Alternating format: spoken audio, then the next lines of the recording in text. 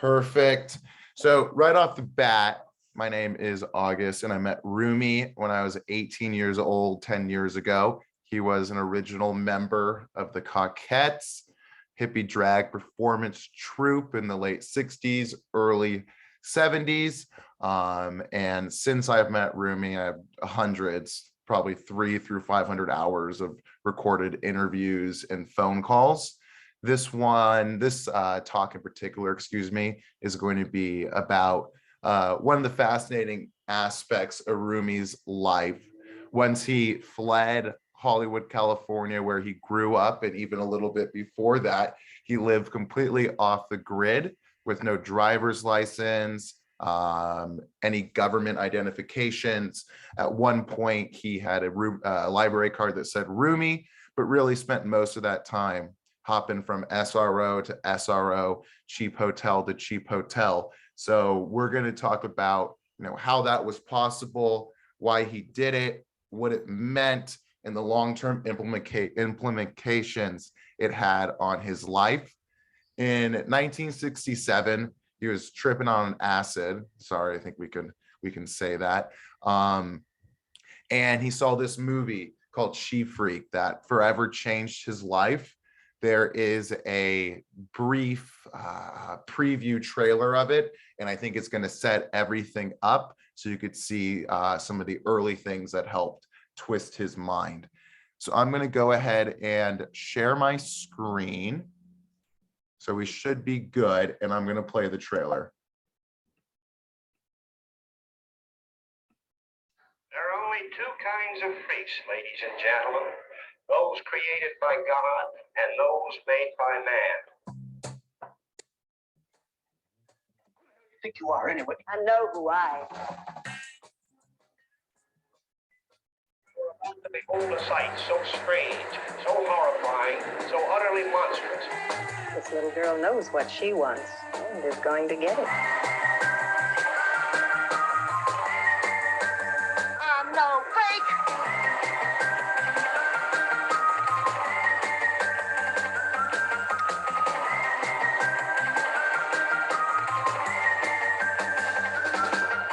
Look, if you must.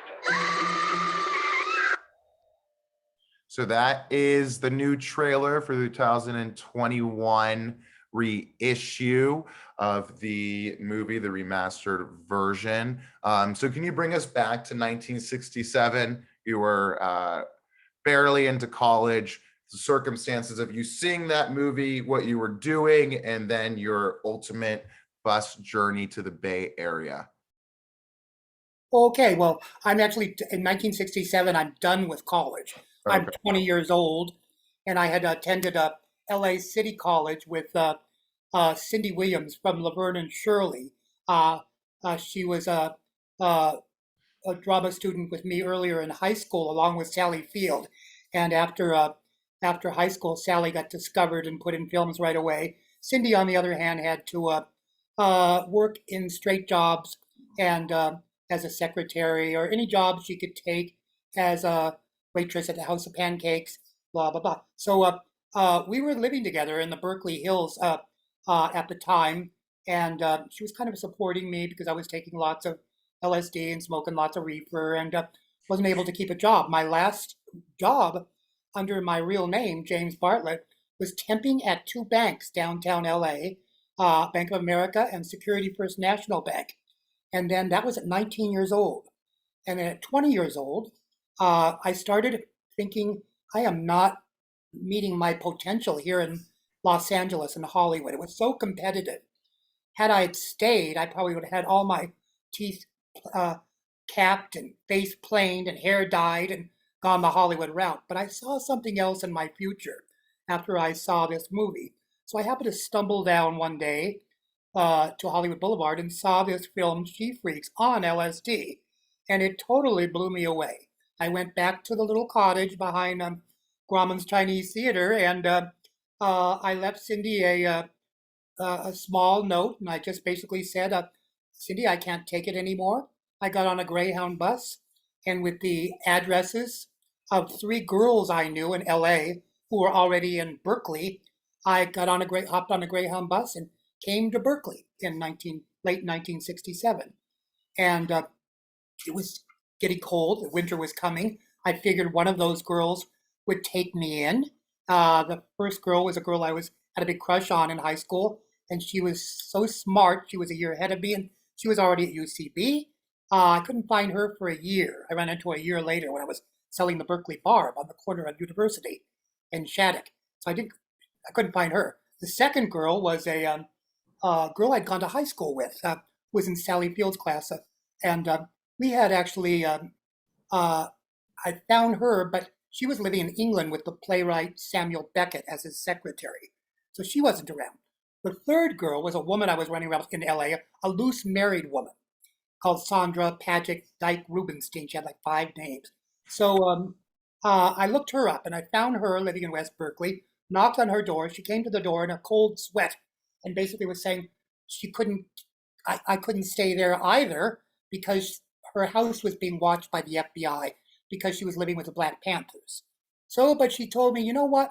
I have a friend of mine who's a lesbian poet who lives in a water tower on San Pablo Avenue. You might go down there and she might take you in. So that's my first home. I went down, I knocked on the water tower. She said, come on up. It was in back of a hippie free store where everything was free. Canned food, blankets, clothing, whatever you wanted. This biker type. I don't think he was a Hell's Angel. He was a gypsy joker or a Satan slave motorcycle around this free store.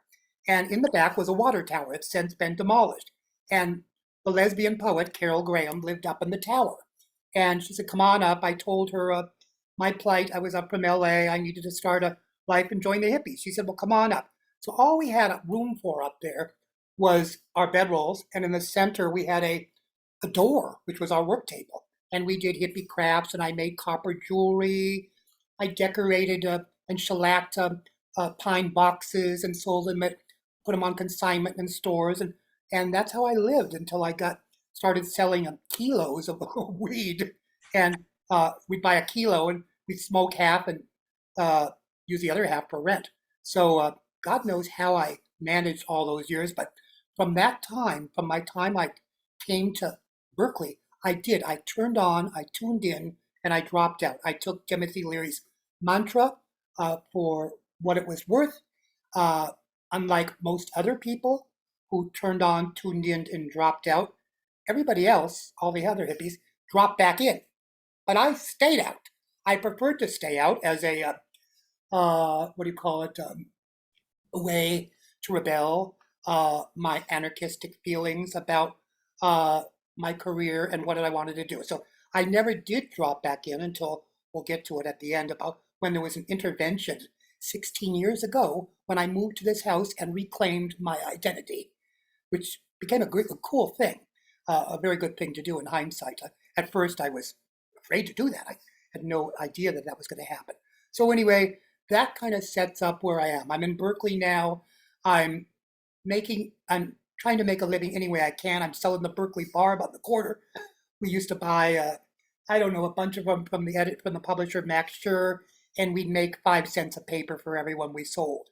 So I made arts and crafts and all that hippy dippy stuff, and just started living the life of a hippie and joining the hippies. At that point, I became a draft dodger and draft resistor as well. One of the early reasons why I did all this was my family moved to Idaho from Hollywood when I was 16 or 17.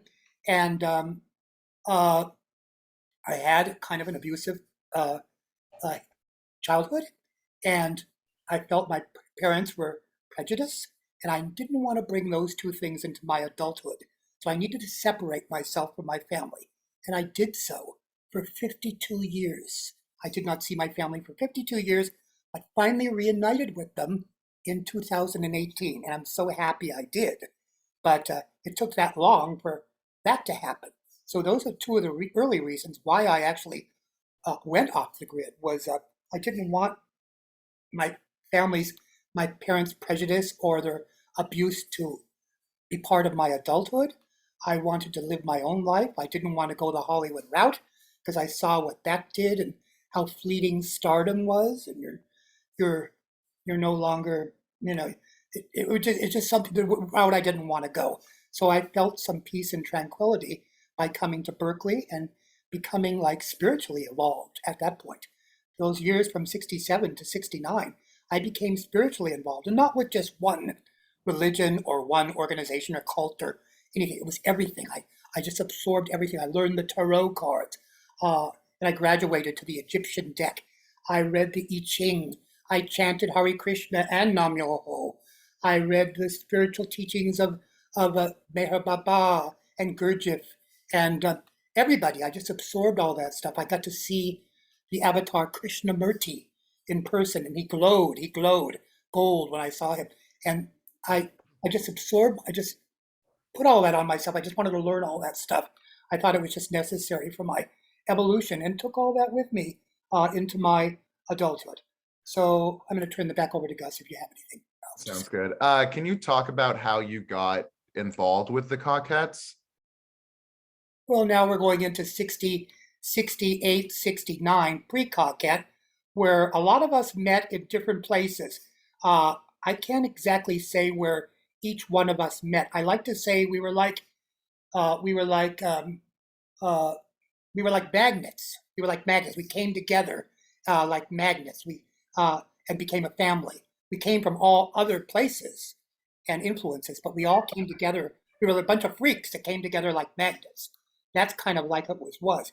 And we met in various places. We met in the gay bar, the Capri, before the Stud existed, the original Stud. We met in the Capri bar, on Upper Grant Avenue, because North Beach was the gay section then, and Polk Street. We met at the Palace Theater, which eventually became our home. But prior to it, we would go to the midnight movies, to the Nocturnal Dream Show that Stephen Arnold and Sebastian were running, and we would see the most fantastic movies that no one else was showing at midnight. After it was a Chinese movie grindhouse at midnight, they'd take over and show these fabulous movies, and exposed us to people like Jack Smith and what's the fellow who did Hollywood Babylon? I'm always forgetting his name. Kenneth Anger. Kenneth Anger, and eventually even John Waters. They brought John Waters out here with Divine, who and were the first at the Palace Theater, was the first to show his films, and his even earlier one than Pink Flamingo called Mondo Trasho. So that was another trysting place for all of us to meet. The balcony, you could have sex in the balcony, smoke weed in the balcony. It was just total anarchy and freedom. So there was a Capri, and then a lot of us just met on the bus or in Golden Gate Park.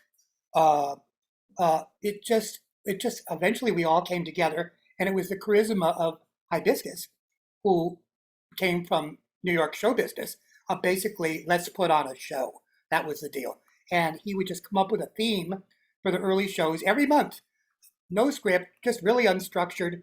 He'd come up with a theme like, let's do an all Southern show called Gone with the Showboat to Oklahoma, with songs from all of them, and assign roles to all of us. And we would just have a number or two. Hibiscus liked to have 7 or 8 numbers and have the biggest headdress.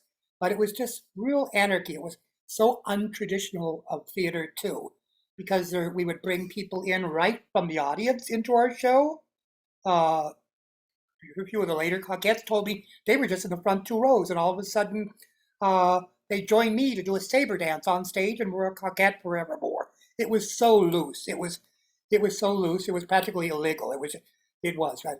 And we never were arrested back then or busted for nudity, and there was a lot of nudity in the group. A lot of people don't know about the nudity. They know about the drag. A lot of people think that the Coquettes were all guys. No, the Coquettes were a collective of gay men, women, and even an infant. So we were not just all guys like people think. You mentioned the illegal aspect. I mean, during this time, Yeah. homosexuality was psychopathological. Gay bars, you couldn't even congregate in a gay bar. Sorry for the siren. But you did have a couple brushes with the law, Yeah. right? And Yeah. without an ID, you'd get arrested as Rumi Missabu. That's How correct. could you, be in the system? Can you tell the story about the I first did time? everything without an ID. I Can you, did. I had only ID I had was a San Francisco expired library card under my name, Rumi Missabu. I never had. I got away with everything without ID. Everywhere I went. I went to Mexico and Canada without an ID because you didn't need a passport back then. You needed a visa.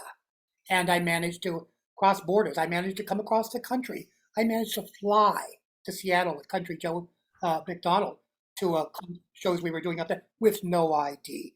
I always had an excuse. That was the deal. I would always come up with an excuse. When I had the brushes with the law, uh, Coquettes were never arrested, but a couple times I was arrested in my own home for weed and something and a bag of coke another time. But both times I convinced whoever the arresting officer or whoever that my ID I didn't have my ID on me. let's bring it back a little bit. Yeah. What was the first time you were arrested? Like, let's bring it back to Okay. then, So put it in perspective for okay. people who can't. So I was living with young Coquette Aaron at the time. We were not allowed to live in the Coquette house commune because we didn't have the SSI check, known back then as aid to the totally disabled. So we weren't allowed to live in the house.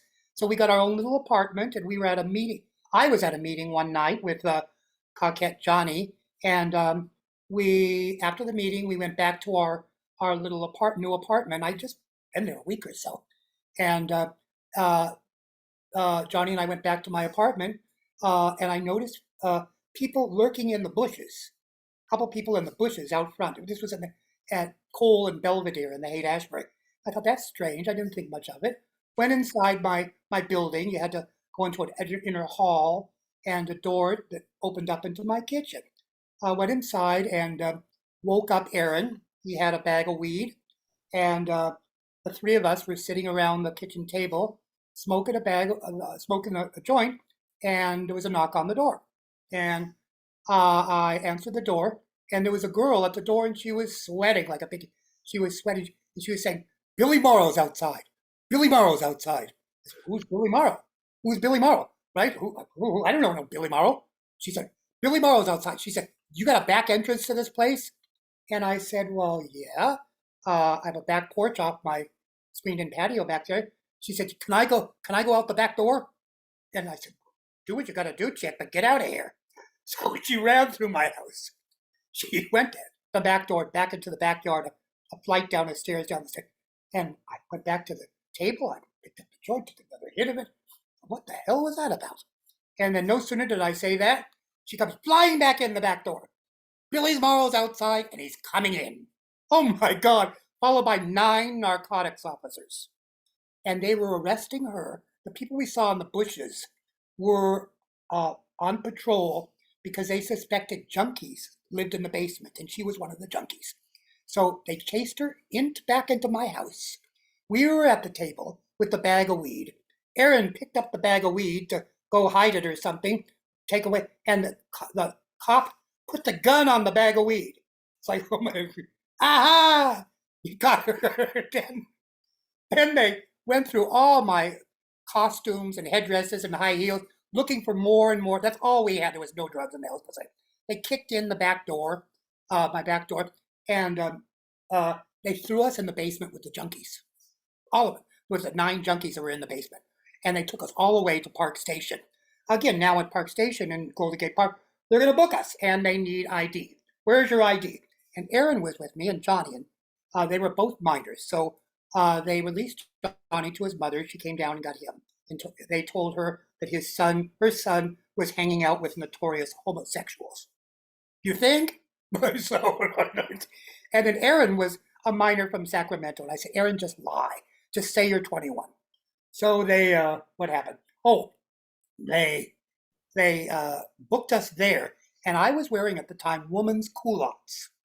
And the officer who was booking us just said, "Pardon me, but where's your ID?" I said, "Well, these are my wife's, and I had to put on my wife's culottes. I didn't have time to get dressed, God damn it." Oh, okay. So I booked myself under my false name again, and as did Aaron. So then we were transported to Bryant Street to the main jail. And what happened then was I had to do a Coquette show that night. Actually, I had to be Mick Jagger at Les Ghouls that night, and later that night. And here we are in jail in the next morning, the night before the show, the morning before the show, overnight, and at Bryan Street at the jail, there was a line of men going in the big cell block after we had been processed and booked, and the sergeant came, told us to get to the end of the line. Oh, okay, so me and Aaron got to the end of the line. They put everyone else in with the general population, and then they got to us, and the sergeant came up and said, "Pardon me, are you guys gay, homosexual?" And I hit Aaron. I said, "What do you mean?" I said, "As soon as I get out of here, I'm going to get me some pussy." So I said, "Okay, in with the men." So they threw us in. They threw us. Excuse me. They threw us in with the men, and the men would just the general population would start. They were like just jiving with me. They'd say, "What are you in for?" And I just give it back to them. They weren't bothering me. I kind of knew I had street smart. They'd say, "What are you in for?" And I'd say, "Murder." So they'd leave me alone. But then they'd ask Aaron, "What are you in for?" And we got all upset and crying and everything. They were calling him Hot Lips Margaret. And they were saying, "When the lights go out tonight, we're going to bust your butt." So he was all scared that they were going to bust his butt. And I said, "Just give it back to them." So finally, the lights did go out. And then downstairs, we heard our name called. And downstairs was my lawyer. I mean, excuse me, not my lawyer. Downstairs was Michael Kalman, actually, the director of Elevator Girls in Bondage, and Dr. Layotz, who was a hippie doctor of the Coquettes. And they bailed us out. And I remember running through the streets of San Francisco, just so psyched out that I was out the first day. I didn't. That time I just spent a day. I later did a week for something else. But that night I performed as Mick Jagger and the Halloween show, Les Ghouls. So you mentioned Elevator Girls in Bondage, Yeah. which was the movie you put together. Yeah. I mean, how were you able to finance a movie? How'd you get the money together?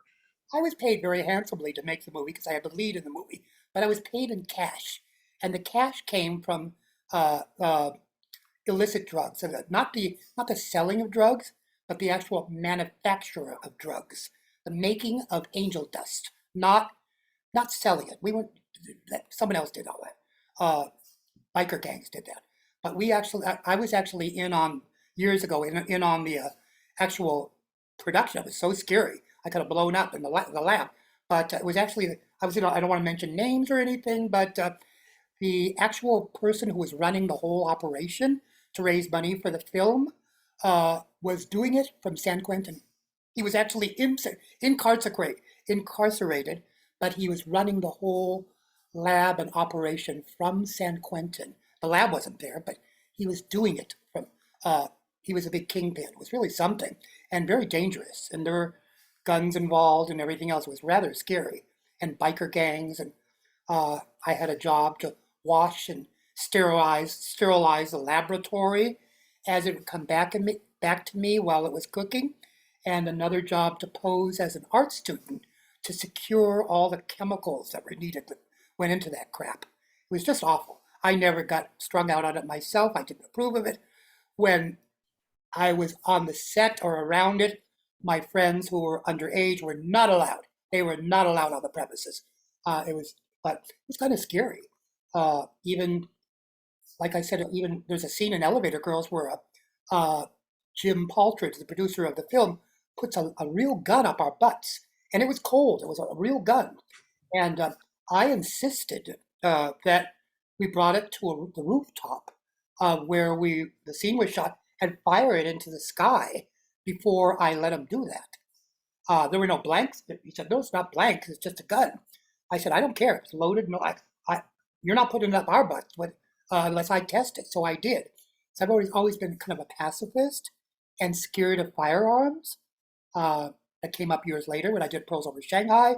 The thrill peddlers wanted me to shoot a gun in the air every night, and I thought, "Oh my God, to stop a fight or something." And I said, "No, I'm not doing it. Give it to another character. I'm not handling a firearm for." I mean, that show lasted 22 months. What am I going to do? Shoot in the air 20? I couldn't fathom it. So I gave the job to someone else to do. I'm a big coward when it comes to firearms. So So I mean, you were willing to do jobs like that to finance the movie. I mean, did you think it was going to be your big break, and no, you not at were willing all. to do it, or you just And we're needed to gonna, no, survive? it was Or my big break from the Coquettes, is what it was. I really was thinking outside the box out of the Coquettes at the time, and I took a bunch of them with me for the film. Johnny, Bobby, Crema. I can't think of the others right now, but I took a lot of them. Oh, Hibiscus is in it briefly in it, but I took a lot of them with me. I never considered Elevator Girls a Coquette movie, but they do, just because there's a bunch of Coquettes in it. I like to think it was a film that I had the opportunity to star in and take a lot of the others for a ride. And it was when I'm on my way out. I'm already, I was only in the Coquettes the first year. I quit in November 1970. They brought me back from the dead to do Tinsel Tarts in April of 71. Then I was out for good. And then I went to New York after they came back from New York. I didn't go on that ill-fated tour with Coquettes to New York. Hibiscus and I did not go, but I went after they came back and had my own little career, which is what I really wanted to do. so then you went to Canada. I know you mentioned you just needed a visa, but what happened? I mean, were you nervous at the border because you knew you really couldn't be going there, or you just went with So it? going in, I was kind of nervous, but I was lucky because my friend on the other side, who was in Montreal, his father arranged for a round one-way ticket across Canada from Vancouver to Montreal, but I had to get to Vancouver. So I flew with Country Joe to Seattle. We both did shows in Seattle. Then I took a ferry to uh, Victoria, Columbia, and then a bigger boat to Vancouver, where my train ticket was. I didn't have the train ticket on me. I also insisted that if I were going to Canada to Montreal, because I had no ID, that I had a letter from Robert's father inviting me as a guest because he was a citizen, inviting me as a guest for the summer. So at the border, I I I had no ID again. You didn't need passport. That I just surrendered a letter and said, "Here's the letter. I'm a guest," and they gave me a 3-month visa.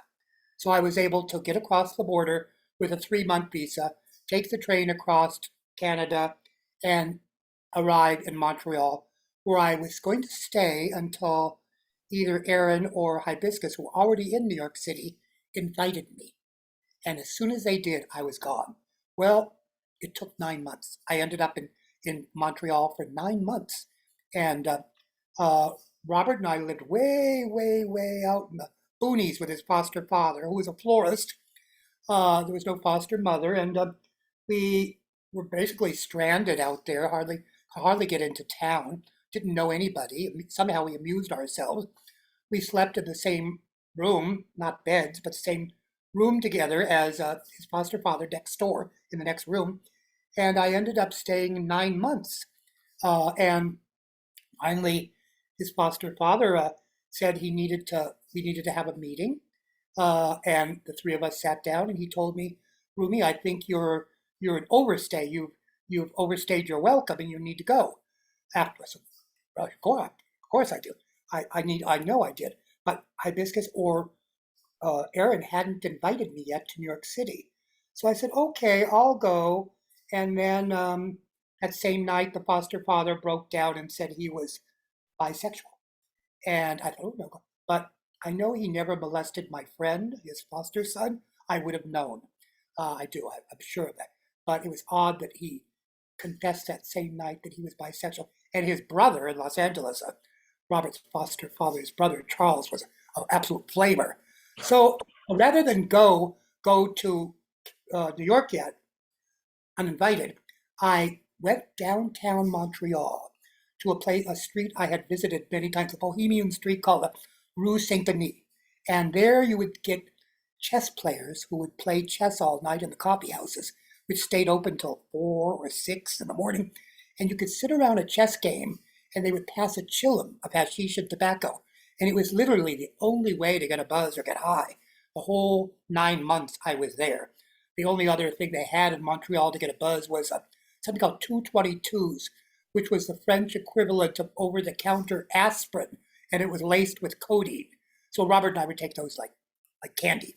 just trying to get a buzz, but all I do is get constipated. So, Okay. so anyway, now I'm downtown Montreal. I rented a little room from a little garret, a little attic garret. It was so cute on the most bohemian street in Montreal. And just being in that downtown area for 1 week only, and not being so far away out in the way up the St. Lawrence River and far away. That week, I met guys, girls, gay people, straight. Was going to discos and parties, and I even met my ride to New York. It all came together. I met a fellow called Peter, and he owned an inn called the Inn in the Heart of Town, right in Montreal, for show people. And I moved in there, and then he announced that he was going to be pulling a beautiful antique Wurlitzer jukebox with the bubbles and everything, Deco jukebox, to Manhattan, and a trailer hitching up to his car. And did I want to ride? And I said, you betcha. Then Aaron invited me, and everything fell together. Aaron told me he lived in Greenwich Village.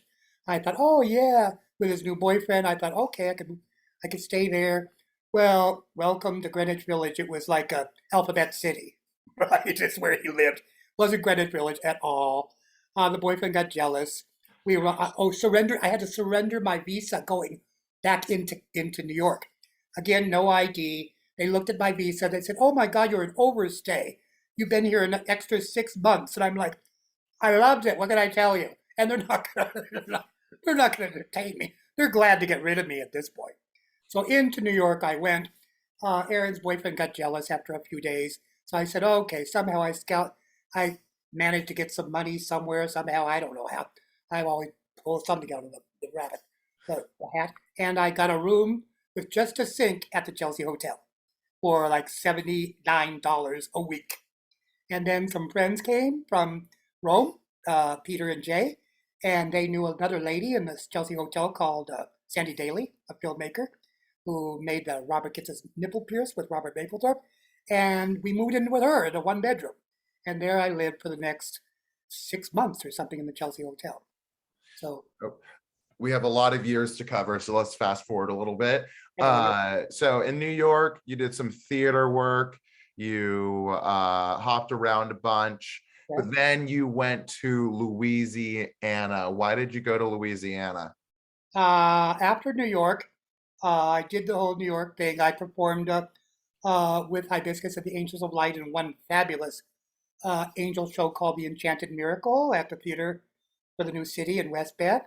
I work with a performance uh, artist called Marta Manuhin from Buenos Aires, Argentina. I did 3 events with her that was so wonderful. Some of the best work I've ever done. They were like happenings, is what they were. We did one called Kidnapping, where we kidnapped in the sculpture garden at MoMA. We kidnapped 40 people and took them to 40. She had a fleet of 40 cabs waiting outside the sculpture garden, and we took them to 40 different locations. The boy I kidnapped, I took to the Green Tulip Room at the Plaza Hotel to a rock party hosted by Sly Stone from Mott the Hoople after they played at Madison Square Garden. So fabulous. Anyway, after I'd played out in New York for 2.5 years, I ended up in the Catskills for a while. I went up there with Hibiscus for the theater commune, and I stayed up there. Then I thought, what the hell am I doing up in the Catskills? The 2 big events of the day were to get up and wash your hair and go down the road and see the new cow. So it was really idyllic at the end. I lived, again, I lived with no money up there. I lived with a couple of ladies and babysitted their kids, and we had SUVs. They were counselors at a hippie interracial camp up there. That's why. So finally, I said, okay, I'm done with New York. Let's go back to San Francisco." So how I got back originally was I had met a girl from Syracuse University, and they were going to be. She and 2 of her friends, student friends, were going to be driving a car across America to deliver from New York City or Brooklyn to San Francisco and leaving it. That was the ride. So I agreed to go, but I've never been behind the wheel. I'm 74. That's another thing. I never learned to drive because my dad and brother were auto body mechanics, and I certainly didn't want to go that route. So I've never been behind the wheel. And I offered the girl, Cheryl, I said, well, I can pay for gas, help with the gas, 5 ways or whatever it was. but I can't really do any of the driving. So then it started. We all got in the car and started heading west. The first day it got really bad. There was one girl that had the whole itinerary. I never met these girls until that morning, except for the one. There was one girl, she had the whole itinerary planned out. She had relatives across the entire country to visit. Great aunts and oh my God, and third cousins were moved. And it just got terrible. We'd stop at her relatives and they would want to take us, make us dinner, keep us overnight, bring us to the mall, bring us to church. I'm like, oh, fuck, I'm trying to get to San Francisco. After 3 days, we got to like, I don't know, Ohio or something from New York. After 3 days of visiting these relatives. Then the other girl didn't want to go south because she was prejudiced. She didn't want to go through the southern states. She wanted to go through north, and it was December. It was inclement weather, and they were fighting amongst themselves over the itinerary, and they would keep driving and driving. Finally, I said, let's pull over and get a motel for the night, for Christ's sake. We've been in this car for 3 days. And the one girl said, my daddy wouldn't like it. I've got a hotel room with a man. I said, oh, get over yourself. I'm not going to. And then they must have known. Finally, we just kept going. They kept arguing and arguing. We finally got somewhere. It was like they were screaming at each other. I didn't know where we were. We were at a truck stop in the middle of the night, somewhere way out on the outskirts of, I don't even know where I was. At a big old truck stop where you gas up and, trucks, semis are there. There's a little cafe. So we're in this truck stop and we pull up to that. Oh, what happened? And then I told my friend Cheryl, I said, you know what? Get my things. Get my things. I've got to get out of this situation. I've got to leave. I don't know where I am. I had a little money, but I knew if I could find out where I am, I could take a bus anywhere, at least back to California. Take the Greyhound, for Christ's sake. So she told the other girls, and they just hated me. I don't know what there was, but they just couldn't say. And they hurled my luggage out the car, threw it out the car, and sped off, all of them, including my friend. And the one girl, the other girl the big fat girl, said, fucking faggot, and sped off down the highway. And I'm telling you, as soon as that happened, I had the sense of being relieved. It's like a whole weight came off of me. Now, I don't know where I am or where I'm going to do, but I go into the cafe, into the diner, sat there and had a cup of coffee and a pie, and I asked the waitress, so where am I? What's the biggest city from here? She said, Oklahoma City. Oh, okay, Oklahoma City. So I said, if I can get to Oklahoma City, I can get anywhere. I can get to a bus. So I saw a couple, and I waited respectably till they were getting up to pay the bill. And I just asked them, pardon me, are you going to Oklahoma City? And they said, we just came from that direction. Oh, okay. So I had another piece of pie and some more coffee. It's like 2 hours later, I saw another couple. I asked them, pardon me, are you going to Oklahoma City? They said, honey, we're going all the way to Dallas, past Oklahoma City. Dallas? I said, I'll take it.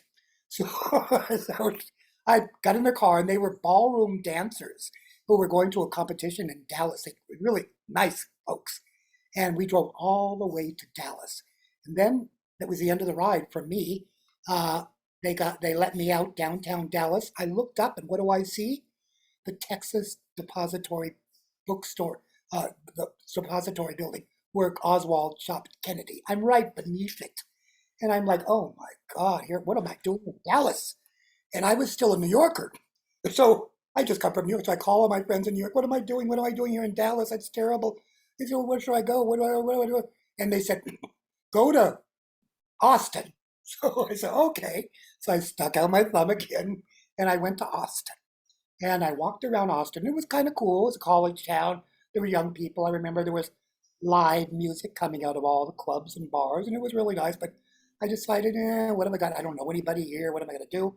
So I stuck out my thumb again. And this young hippie cowboy picks me up, and he says, where are you going? Just like she freaks. I said, where are you going? Anywhere. Just get me out of here. He says, well, I'm going to Houston. We started talking, and he asked me if I'd like to go on a job site with him in Houston. His job was with a crew of Texans to shampoo the carpets at a what do you call it? A gated community of condos that was entirely empty that some millionaire had bought. So no one lived there yet. And we were to go and shampoo all the carpets in every unit. I said, sure. So I went with him for 2 weeks to Houston and did that exact thing. But I was kind of sequestered there, this gated community.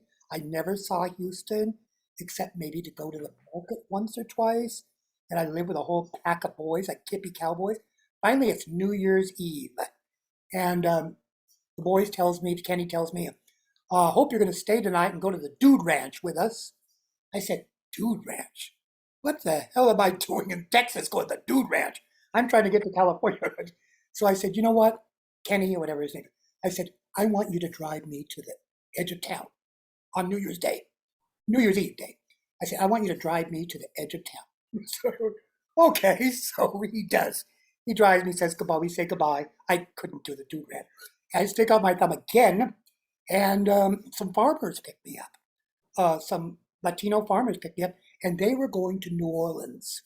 And I actually had uh, an address of that girl's in that drive-away car. Cheryl's brother lived in New Orleans, and I also had a friend from Brooklyn who his father does black exploitation stuff. He reissued all the Billie Holiday records. He produced Superfly, and he was presently in New Orleans making an all-black version of the opera La Boheme with Al Green, Curtis Mayfield, and Melba Moore, and said if I ever wanted to work on the production, somehow behind the scenes, come to New Orleans. So I did. It's New Year's Eve day, and I arrived in New Orleans.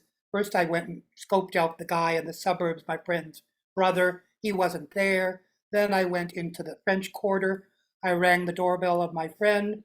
He's ran, nobody came. Finally, his landlady came down and out into the courtyard, said, hello. I introduced myself. I said, I'm here to see Richard. I come all the way from New York. And she said, oh, my dear, Richard's in New York for Christmas. I said, oh, no, he invited me. Now what am I going to do? It's New Year's Eve. I don't have any money. So she said, I'll tell you what you do. Talk about Southern hospitality. She says, I want you to go down to Bourbon Street or Orleans Street tonight, 6 o'clock, and ask for Alan Jaffe. Okay, what have I got to lose? Nothing. So I do. I go down to, it's 6 o'clock, I go down to the street. I walked up to the first bum on the street. He looked like this drunk and disheveled guy. And I go up to him. I said, pardon me, do you know Alan Jaffe? He says, I am Alan Jaffe. It turned out him and Larry Bornstein, the attorney, owned half the town, including Richard's building where I had just gone, where the landlady told me to go. And he said, I told him my situation. Richard was in New York. I'm here. And I thought we miscommunicated, blah, blah. He says, hey, Steve, go set him up in the rooms. Put him up in Richard's till he gets back. We'll take care of it. So he gave me Richard's room while he was away. And that was New Year's night. And then in Richard's refrigerator, I discovered 2 sheets of paper LSD. And I didn't know anybody there in New Orleans, but I went out on the street, and every night's a party in New Orleans, especially even New Year's Eve. I went on the street, and I befriended 2 young boys from Washington, D.C., brought them back. We had a big LSD party, and within a few days, Richard was due back, and found out his LSD was missing, by the way, but he seemed pretty cool with it. The film, La Boheme, the opera, never did. So it seems like let's keep this going a little bit. People always took care of you, or you always managed to make it work out somehow. Yeah. Did you ever have any interesting hitchhiking rides? I mean, it's so hard for people, my generation and above, even, and definitely below, to, do you ever have any interesting or bizarre or picked up by weird people? I think you know where you're going with that. I think I know where you're going with that. Is that what you want me to reveal? Sure. Well, because a lot of people don't believe it, and, I don't.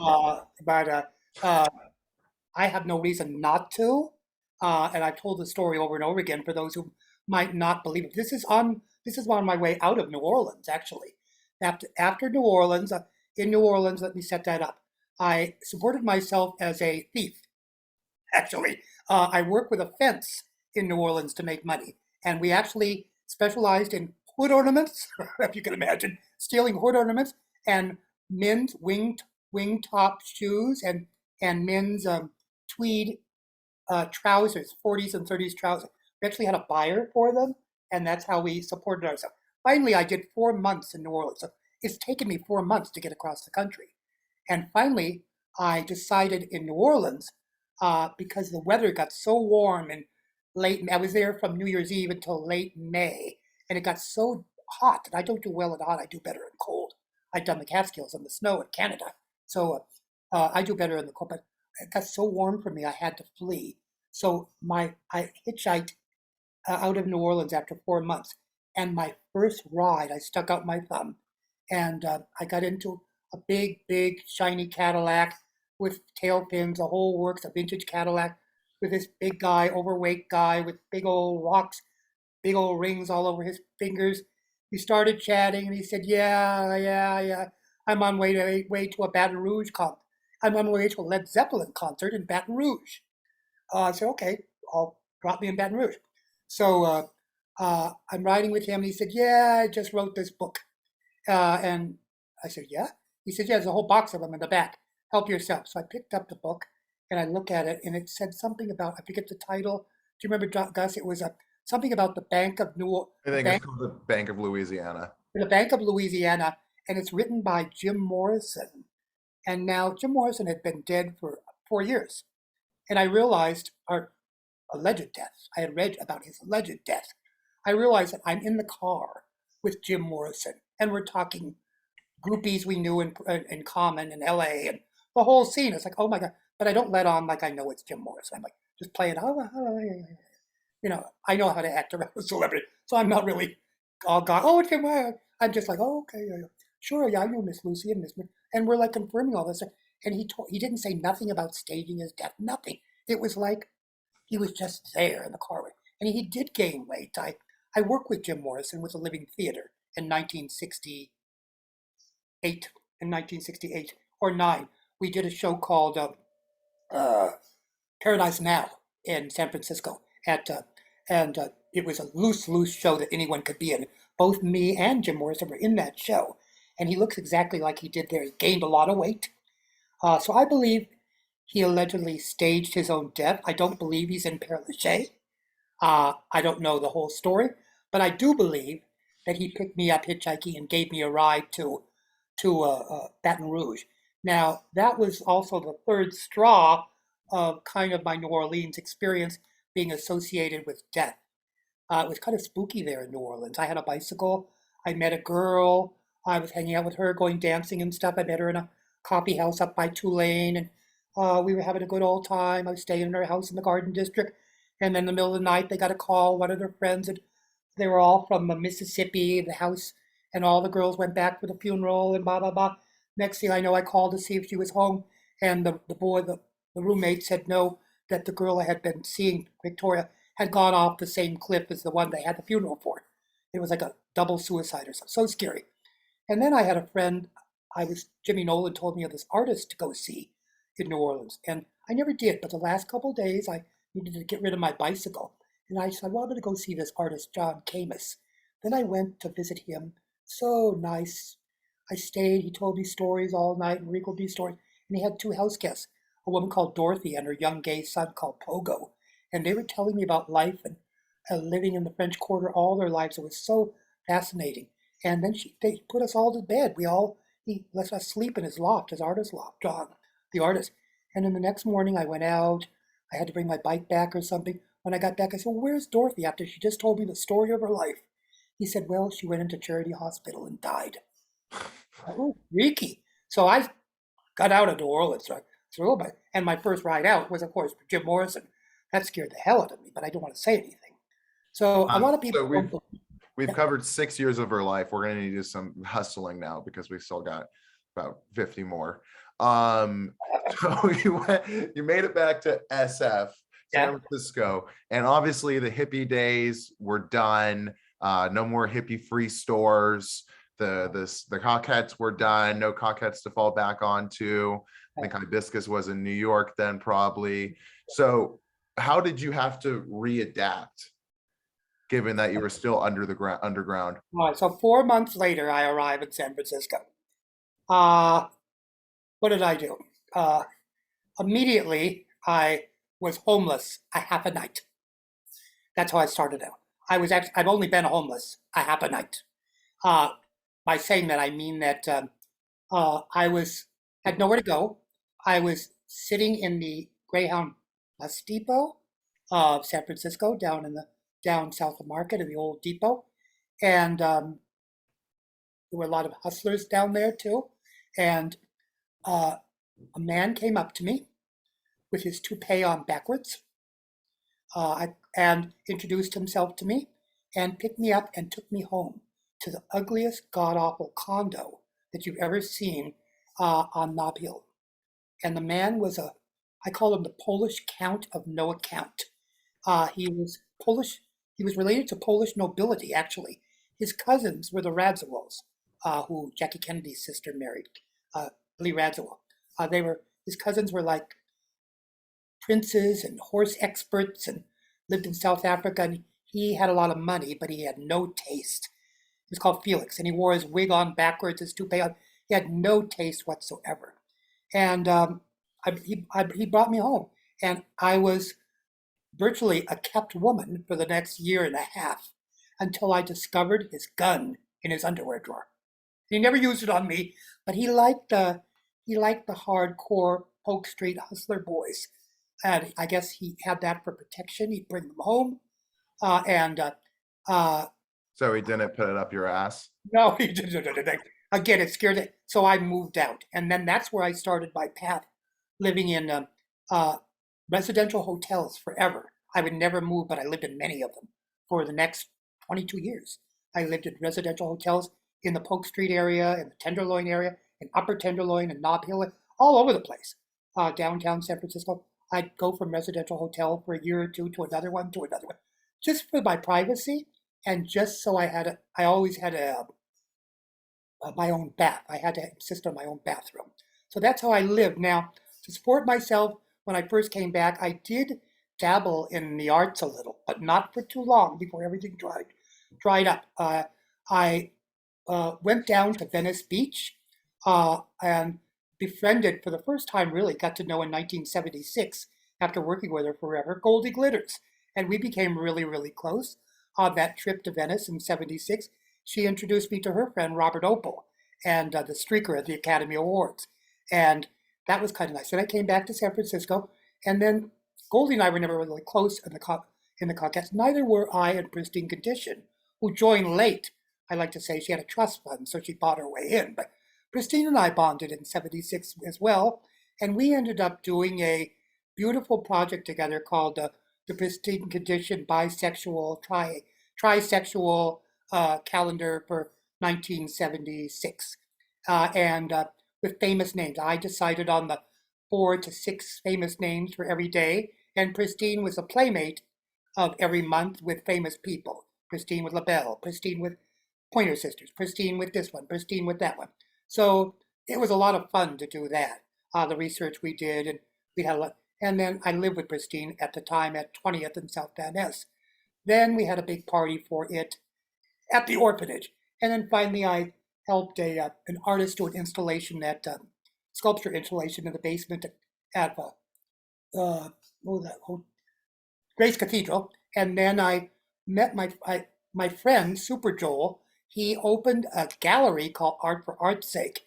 And I had been his housekeeper prior to that, and his friend prior to that. And he hired me to be the gallery rep, the actually body in the gallery during gallery hours, because he was away all the time. And the artist didn't want to sit there all month. So I was the body in the gallery. And I did that for a year and a half. Met some fabulous artists and people. A Tube showed there, and I can't remember all the artists who showed there. It was the best thing Joel ever did with his money. But there I was. And then after that, at Art for Art's Sake, you could ask me more about him, but it kind of dried up. And then I had to change occupations because I wasn't getting any more work, and I wasn't doing anything to make any money in the theater or films, and everything kind of dried up for me. So then I made the decision to start taking catering jobs, and eventually became a prep cook, and got really good doing that in greasy spoons and restaurants all over the You city. did a lot of the catering work and restaurant work with your friend Scott. Who was Scott? Why'd y'all stick together so long? And where are a few places y'all worked? Wow, Scott was a dear friend of mine. He's passed from AIDS. And I like to say that I kind of, during the AIDS epidemic, uh, I kind of wasn't around. I was around, but I wasn't around.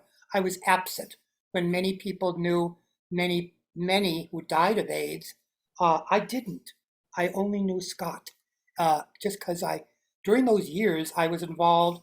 Uh, I wasn't involved really with the gay community at all. I was in San Francisco, but I had a whole other life, and I really wasn't involved in the gay community. When the riots were going on down that was right down the street from me on Polk Street, but I wasn't involved in any way. I stayed away from the whole epidemic. I stayed away from unsafe sex. I stayed away from needles, and this is what saved me. So Scott, on the other hand, he he was very interested in food.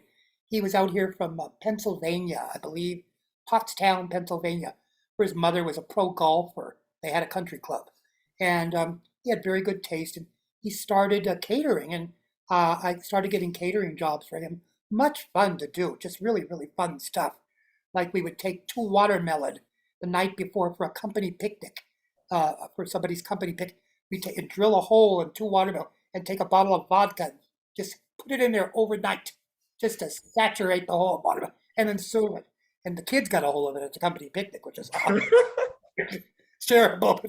But those people were falling over trying to play sports, and it was just silly. And we just do all kinds of crazy things. One time we had a job where we had to make 150 wonton and deliver them to a famous football player at the Hyatt, just for him. It was just him. He wanted 150 wonton. So we have crazy jobs like it. Or there was another time where this woman, she owned a radio station, KSAN or something, and she lived in LA. She lived in San Francisco, on Russian Hill, but her boyfriend lived in LA. So every weekend she'd fly her boyfriend up, and she would pay us to cater a whole lunch, a whole lunch.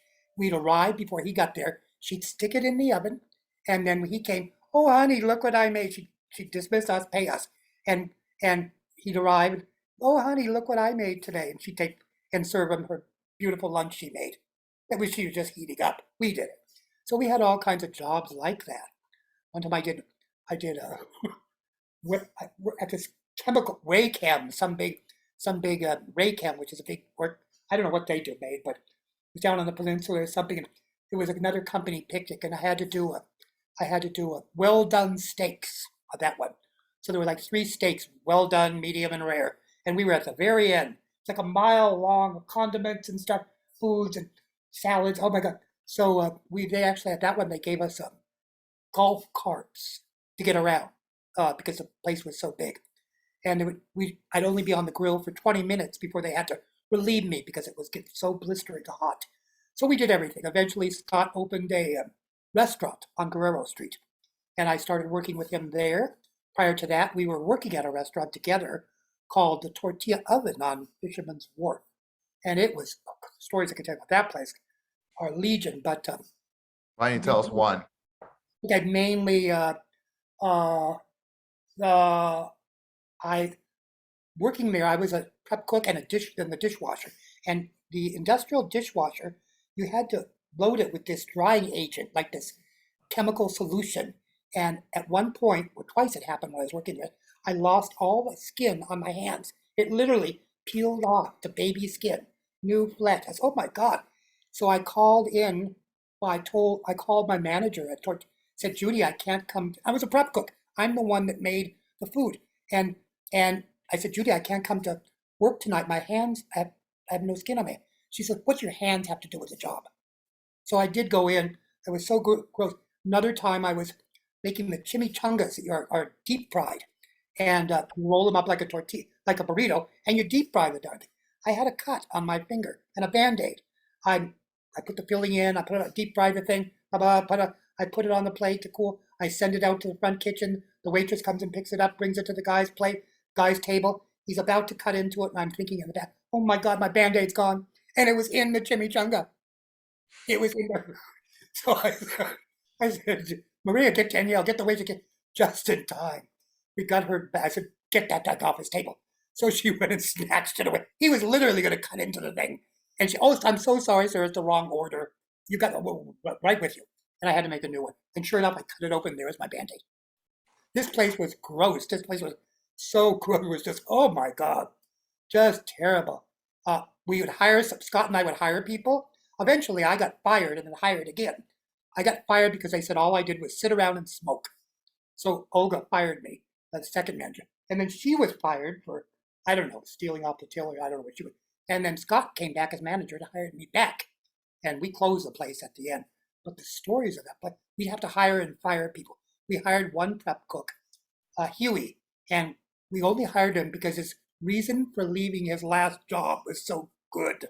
You know how you say when you fill up an application, reason for leaving your last job? We had to hire this guy because you know what he said? No. Too many scumbags. So we hired him. And we hired, and you know what we found? We'd make this big yucatecan and chili verde, like table sauces. They would like table sauces. They put them on the table. And in the heat of the day, when it was really hot out, these table sauces would bubble. They would ferment. And they'd put the same sauce on the table day in, day out, just refrigerated at night. And it'd sit in the heat and bubble. It's gross. The table sauces were cooked. A tomatillo sauce and another sauce. And they were cooked in these big vats. One was by this prep cook, Sergio, and he was all macho, Mexican Sergio. And underneath he had completely woman's undergarments, the whole thing. Girdle, brassiere, everything. But then this new guy, Huey, too many scumbags. You know what he would do? After the big vat was done, he'd stir the vat, he'd jack off into the table sauce. Oh my God. Serve it to delicious. Okay, we should I guess go back to a couple of the main points. We're getting a little bit long here too. So I mean, obviously you need identification to get a job. What would you tell them? I left it at home. That's it. And they would still hire you? My wife has it. Call her. Here's a number. They just didn't care? They didn't always let me go. If you don't believe me, call the number. I've had that. You know, here's the number. Call it. You don't believe me? Call it up. Oh, it's okay. We believe you. They didn't. I just got away with it over and over and over again. Renting anything. Just if I had to rent something, anything, I just got away with it. And if I got it paid in a check, I had to have someone else cash the check. And during my years as a prep cook and a housekeeper, it was all under the table, right? Okay, well, I think we should wrap this up with a few closing questions. So why did you get your identity back and resurface as your birth name? Well, this went on and on and on. What are you eating too? Huh? What are you eating? I'm eating a cookie, but there's the last one. You want some pudding? No, okay, go ahead. No? Crackers? No, okay, let's go. Oh, so what was the question? I'm sorry. Why did you go back. your identity? Come back. Okay, so And then how did you do it?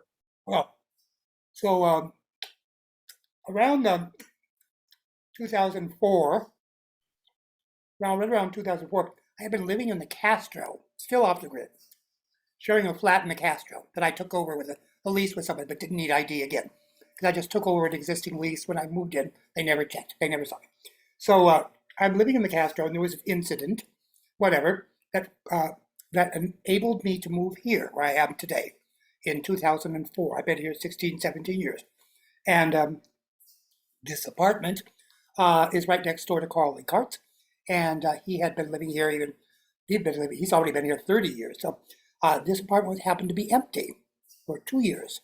And there was an incident at my apartment in the Castro. So I moved in here at that point, still with no ID, and still working with just down to two of my best housekeeping clients that I kept forever. One was on a houseboat in San Francisco behind the ballpark for a couple, and another one was in San Rafael for Olivia Cruises, who were once Olivia Records. But anyway, I kept working for them while I was living here, but it wasn't quite enough to pay the rent here. The rent was, when I moved in, was low, but my income with my last two accounts, I kept forever because I was very comfortable with these two accounts, wasn't quite enough. So I eventually had to get on welfare. And in order to get on welfare before SSI, which was hardly anything, I think it was $300 or something, to get supplemental income, there was kind of an intervention with Carl and Larry, my landlords, my crazy roommate at the time, now, called Now, and then uh, another fellow, they said, well, if you're in order for you to stay here at any length of time, you're going to need to get some kind of public assistance. Uh, I never really thought about it before. I never really even considered getting but in order to get public assistance, you need ID. So there was an intervention, and one by one, agency by agency, it didn't happen overnight. It took another couple years before I got everything. I'd never had a bank account under my name. We opened a bank account. We found my original social that stated I hadn't worked since I was 19 years old. We got California ID. We got all that stuff back. And eventually we got my passport, which was so cool. What did the government think when you resurfaced? What do you mean what they think? Well, I mean, were they like, where were you? Or No, in order to get public assistance, you have to go to I believe, or at least SSI, you have to go to their doctor and their psychiatrist, I guess, to get public assistance, to get that. And I guess I did. And because of my story, which I've just told you guys about, of going off the grid, that's how I got it. But I was originally declared mentally disabled because of that, because I lived like that for so young. I was declared mentally disabled because they said, well, where were you all these years? We don't have any record for you working since 2019. I said, well, people took care of me because of who they thought I was, but they're all gone now. And can we leave the door open, please? I got it. So I'm saying that I don't know what they thought, but I originally was declared mentally. I didn't know I was declared mentally disabled. Another doctor told me, so I see here, so you want to hurt yourself or hurt others? I said, what are you talking about? He said, you're mentally disabled. I said, news to me. I denied it to the hilt. And I said, no, of course I don't want to hurt others or hurt myself. I've never been like that. I've never been depressed or bored. That's one thing. I can't get bored. I don't get bored. I have a bunch of young following in England, and they're always telling me, "Oh, I'm bored. I'm bored. I'm bored." I said, "Well, you have a hand, don't you? You must be bored. Draw a picture, paint a painting, write a story, write a poem, do something. How could you? I'm never bored, and I certainly don't want to end it all because I never know what's around the corner tomorrow and all the cool opportunities I always get. I mean, I told you one of my favorite pastimes is to draw the blinds, dim the lights, and Google the fuck out of myself. Because I never know what I'm going to find. I find something all the time, every day. I just read my own obituary just last week. I did. I know they quoted me in it too, which is great. Oh, they did? Yeah. So one more question, I guess, is: would you do it all over again? No. I probably not, because since I regained my identity, I've also become disabled, and I like to take the word dis out of the word disable, and try to it's still a struggle for me, but it's to get by. But I do the best I can with what I have, and I've been so blessed with so many cool opportunities and to get to work and collaborate with so many, many, many fabulous people over the years. That's what really gets me up. And also my bit about leaving a legacy. I believe I've done that now with my new work. I'm constantly looking for not even looking for opportunities, but the opportunities are coming in, and I kind of weigh them. Is this something I want to associate myself with? Is this something I want to do? And I kind of weigh what's the most important thing for me right now. And the biggest thing is to leave a legacy, which young people don't even think about. They think they're immortal. And it's really important to leave a legacy or leave something behind for others to enjoy after you're gone. And I've done that in spades with my archive and collection at the New York Public Library for the Performing Arts at Lincoln Center. And I can announce now that in July, the final donation that's in storage at Greenwich Village will be going to Lincoln Center at last. And now I'm doing a new, brand new, spanking new uh, collection and archive slated for the Gay Center in San Francisco, to the LGBTQ National Archives later next month. A big, big new donation. I'm so proud of it. It's coming along really good, including some costumes. So I'm really jazzed about that. And a couple of opportunities that are coming up soon. But keeping creative, just doing this today keeps me creative and keeps me away from feeling, oh, woe is me, I'm here, my disability. I really enjoy doing stuff like that. I haven't been in San Francisco since November 2018, when I was the special guest opening night at Taylor Mack's holiday sauce, and he honored his queer elders that night, me and the flawless Sabrina. What an opportunity to work with Taylor again, and especially at the beautiful Curran Theater.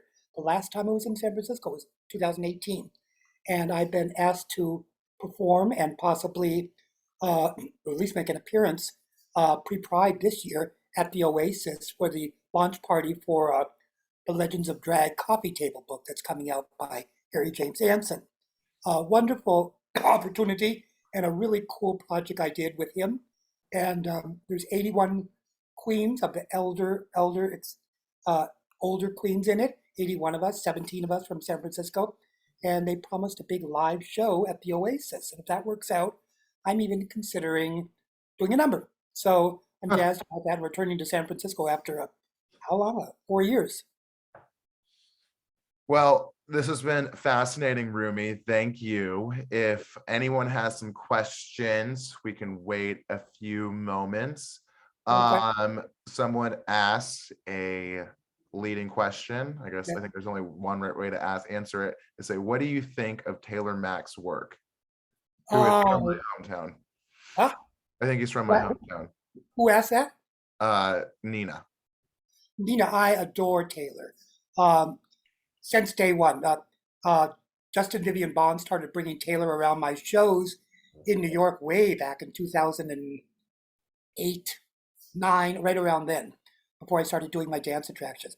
And I wasn't sure who he was. The next thing I know, he asked me to be a guest Pope opening night at his show, The Lily's Revenge, at the Magic Theater here. And it was a 5-act show where I was only in the 5th act, and I closed the show. I was a pope, and all I had to do was come out and annihilate the cast with a glittered machine gun, and then bite a Twinkie, and say, "It's not my fault." I guess the Twinkie defense or something.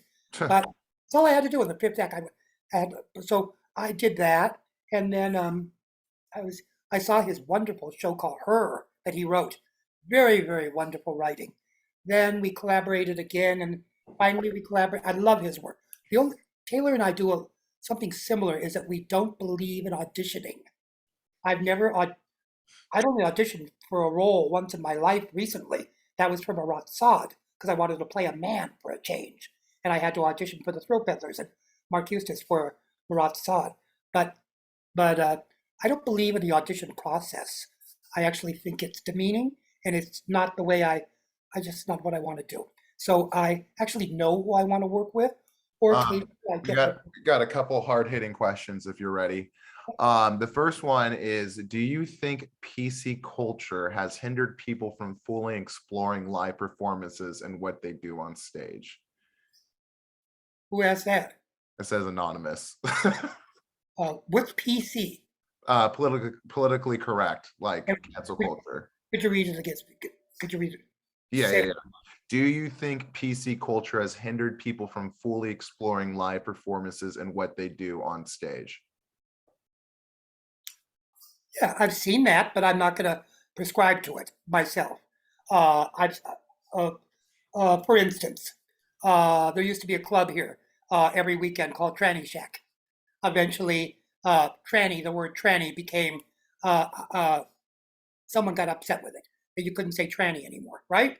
So Eklina ended up calling it something else. I don't know, but she had to stop using the word tranny just because it became like a no-no in the gay community. But I'm so tired of all the labels that people LGBTQR, LMSP, adding. I, all of that is all the labels they put on us, especially the gays put on themselves in the gay community, always kind of irked me. Like the whole top and bottom culture. Again, that's another one. When I talk to the kids at NYU, I like to say that I always start off on top, but I always end up on the bottom. So what does it make me be but personal? I, I mean, I don't know about all these tags and labels. So the whole, like, why is it so bad to say tranny? It could be now the older gays like to be called queer. It's always something. And people should just live their lives to the end of their imaginations, and they'll be safe and okay, rather than to just prescribe to all these things that bring people down. I actually took that tranny thing and turned it around completely and did a show, one of my best shows ever, at Judson Memorial Church called Trangerella. Because they were saying, "Oh, I couldn't use the word trans." I said, "Who told you I couldn't use it? Why?" So I guess that means yes. Yeah. Yes. We got a good question is, when does your biography come out? Turn that over to the host. Yeah. I'll turn that over to you. Any news? If anyone there is good at transcribing and has lots of patience, we're sitting on about 500 hours of interviews. That being said, we have a couple hundred that are transcribed. And if anyone has any publishing connections too, that would expedite the process. Given your last response, MP says, amen, enough with labeling and categorizing. He also asked, and maybe this would be the last question unless someone wants to throw a good one, another good one at us, is what's your favorite song by The Doors? That's cool. The end. I think that is a good way to end it too. Yeah, it has to be the end. Okay, perfect. Well, everyone, thanks for attending and choosing us over the Oscars. We appreciate it. And we will be releasing this on YouTube as well. Appreciate everyone's support. You got any closing sentence, Rumi? What was your, throw me a question. The question is, what's your closing statement? In Well, just one sentence. You got to really, I didn't really prepare for a closing statement. Just thanks to everybody for coming. Hope you tune in the next time we do something like this. It was a lot of fun. Gus and I have collaborated over and over again with some of these podcasts through the Bureau of General Services Queer Division Bookstore, the Gay Center. And I look forward to, if you're in New York, I'm really jazzed to be making a new donation to the center. I didn't even know about their archive on the fourth floor. So support that. And anyone who wants to email me personally, you know how to get a hold of me for any additional information. But I guess we're going to sign off. Thanks all for coming. Thanks, everyone. Bye, dear. Bye. Bye. Bye, everyone. Bye. Hello. Okay? We're Okay, good? we're good. Bye. They left? No, they're still here, but we talked enough, Rumi. Bye.